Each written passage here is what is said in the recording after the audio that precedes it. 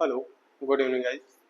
Previous lecture में आपको हमने डाइजेस्टिव सिस्टम ऑफ हार्डमानिया के बारे में बताया था, जिसमें आपको एलिमेंट्री कैनाल, डाइजेस्टिव ग्लैंड के बारे में डिस्क्राइब किया था। इसी टॉपिक में लास्ट में पूछे और बिना पूछे हम क्या बता देते हैं, हमेशा डाइजेस्टिव सिस्टम पूछा जाता है तो हम उसके साथ ही साथ में कुछ टॉपिक और बता देते हैं।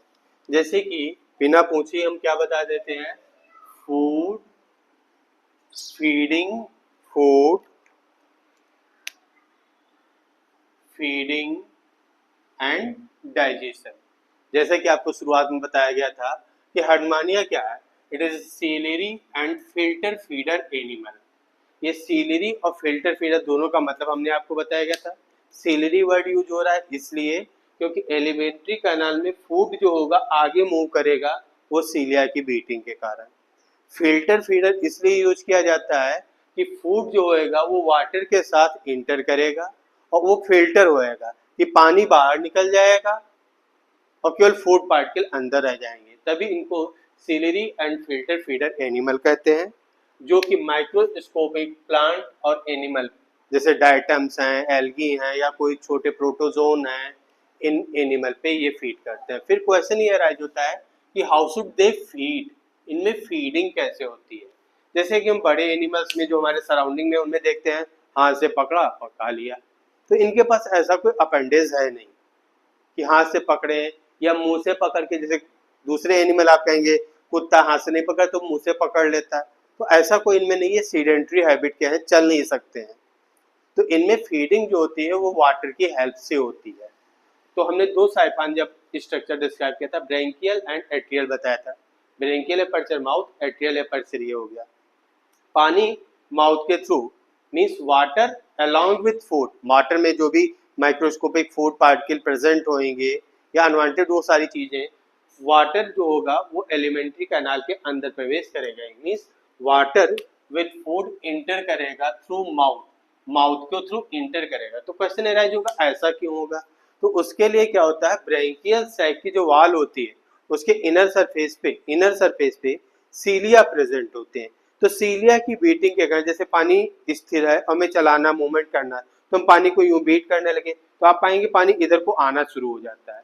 तो ब्रेंकियल सैक के लेटरल सीलिया की बीटिंग के कारण वाटर करंट डेवलप होएगा और वो वाटर करंट माउथ के थ्रू इंटर करेगा बक्कल कैविटी में,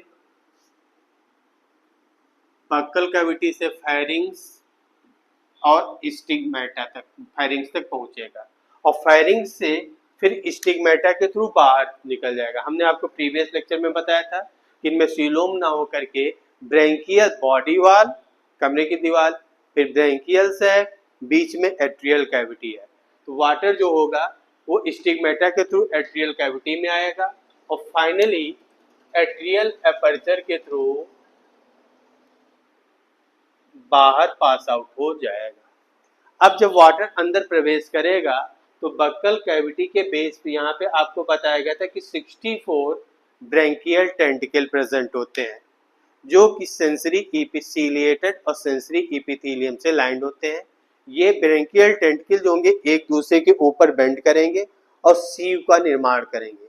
मींस जब ब्रेंकियल टेंटिकल्स के इस दौरान ब्रेंकियल टेंटिकल जो होंगे वो सीव का निर्माण करेंगे और इनकमिंग वाटर को फिल्टर करेंगे, जिसके कारण क्या होगा, केवल स्मॉल फूड पार्टिकल जो होंगे वो ब्रेंकियल सैक या आपके फेरिंग्स में पहुंचेंगे, लार्ज और अनवांटेड यहीं पे डिपॉजिट हो जाएंगे। एक चीज, जो फूड पार्टिकल ब्रेंकियल सैक में पहुंचेंगे वो ब्रेंकियल सैक में उपस्थित सीलिया और म्यूकस में, सीलिया और म्यूकस में ट्रैप फंस जाएंगे। ठीक, एक चीज यहाँ पे रोक ले। अब क्या होगा, इंडो स्टाइल के सीलिया और ब्रेंकियल वाल के सीलिया जो लेटरल सीलिया हैं ये अपवर्ड बीट करेंगे, तो ये फूड पार्टिकल म्यूकस में लिपटे लिपटे ये क्या करेगा, अपवर्ड मूव करेंगे, अपवर्ड मूव करेंगे और रोल करते करते ये पहुंच जाएंगे डॉर्सल लैमाइना तक पहुंचेंगे। जब रोल करते हुए डॉर्सल लैमाइना तक पहुंचेंगे तो एक फूड लैडन कॉर्ड बन चुकी होगी, यानी म्यूकस की एक कॉर्ड बन चुकी होगी जिसमें कि म्यूकस की एक कॉर्ड बन चुकी होगी जिसमें फूड पार्टिकल फंसे हुए होंगे और उस फूड लेडन कॉर्ड को डॉर्सल लैमेना की लैंग्वेज जो होंगी वो ईसोफेगस की तरफ डायरेक्ट कर देंगी।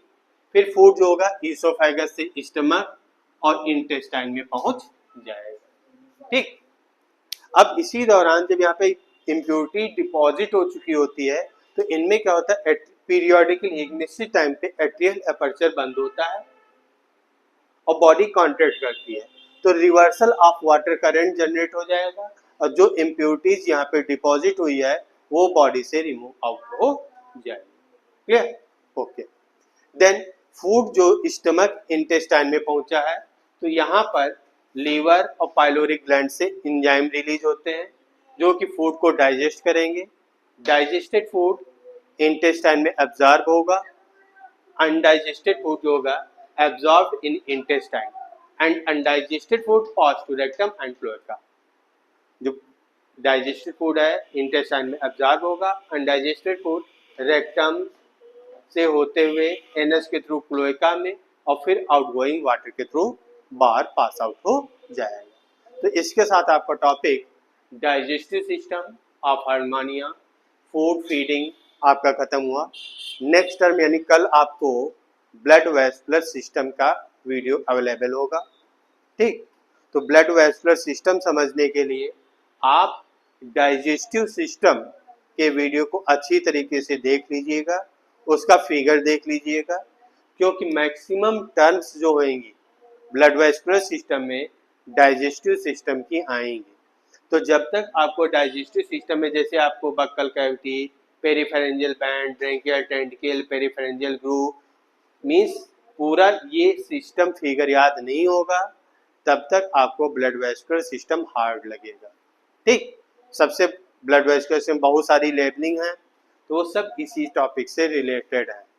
तो अगर आपका डाइजेस्टिव सिस्टम तैयार है तो आप मान लीजिए आपका 50% ब्लड वेस्कुलर सिस्टम भी तैयार है।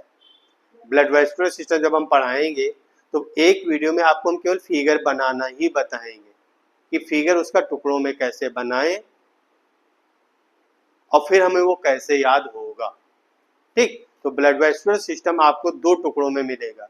कल जो वीडियो मिलेंगे उसमें आपको केवल फिगर बनाने का तरीका बताएंगे और नेक्स्ट वीडियो में आपको समझाएंगे। ठीक, और ये तभी समझ में आएगा जब तक आपको डाइजेस्टिव सिस्टम तैयार नहीं होगा। ठीक है, तो आज के लिए इतना काफ़ी।